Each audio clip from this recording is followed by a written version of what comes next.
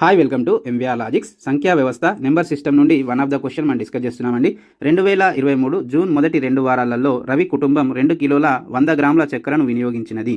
ఆ నెలకు రవి కుటుంబానికి అవసరమైన మొత్తం చక్కెర బరువు కిలోగ్రాములలో అని ఇచ్చాడండి. సో ఇలాంటి క్వశ్చన్ ఎగ్జామ్ పాయింట్ ఆఫ్ వ్యూలో వస్తే ఏ విధంగా సాల్వ్ చేయాలో చూద్దాం. ఫస్ట్ రవి 2 వారాలలో ఎంత చక్కెర వినియోగించాడు అని అంటే మనకి 2 కిలోల 100 గ్రాములు యూజ్ చేశారండి. అయితే ఆ నెలలో రవి కుటుంబానికి మొత్తం అవసరమైనటువంటి చక్కెర బరువు అని అడుగుతున్నాడు కాబట్టి మనము ఇక్కడ మొత్తం నెలలో ఎంత చక్కెరను వినియోగించారో ఫైండ్ అవుట్ చేస్తే సరిపోతుంది.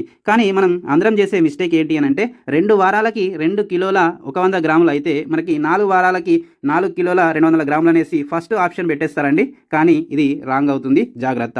సో మనం ఇక్కడ 2 వారాలకి ఎన్ని డేస్ అవుతాయని అంటే వారానికి 7 రోజులు కాబట్టి 2 వారాలకి ఇక్కడ 14 డేస్ అయితే మనకి ఇక్కడ 14 డేస్కి 2 కిలోల 100 గ్రాముల చక్కెరను వినియోగిస్తే మరి నెల మొత్తము అంటున్నాడు. జూన్లో మనకి ఇక్కడ 30 డేస్ ఉంటాయి, చూసుకోవాలండి. ఇక్కడ 30 డేస్కి ఎంత చక్కెర వినియోగిస్తున్నారో కనుక్కుంటే సరిపోతుంది. సో మనం ఇక్కడ సాల్వ్ చేద్దామండి. అంటే ఇక్కడ 30 ఇంటూ ఇక్కడ 2 kg 100 గ్రాములు నేను ఏ విధంగా రాస్తున్నానంటే 2.1 kgగా రాసుకుంటున్నాను.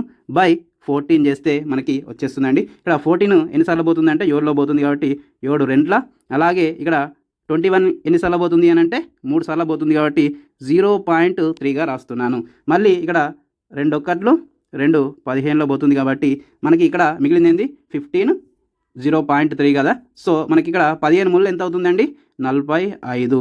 అంటే ఒక వాల్యూ తర్వాత పాయింట్ పెట్టేస్తే మనకి ఎంత వస్తుంది అని అంటే 4.5 kg అనేది వస్తుంది. అంటే రవి ఆ నెలలో మొత్తం కుటుంబానికి అవసరమైనటువంటి చక్కెర యొక్క బరువు ఎంత అని అంటే 4.5 kg. అంటే మనకి ఏమొస్తుంది 4 కిలోల 500 గ్రాములు కాబట్టి option C is the right answer. మన వీడియోస్ కనుక నచ్చినట్టయితే తప్పకుండా లైక్, షేర్, సబ్స్క్రైబ్ చేయండి.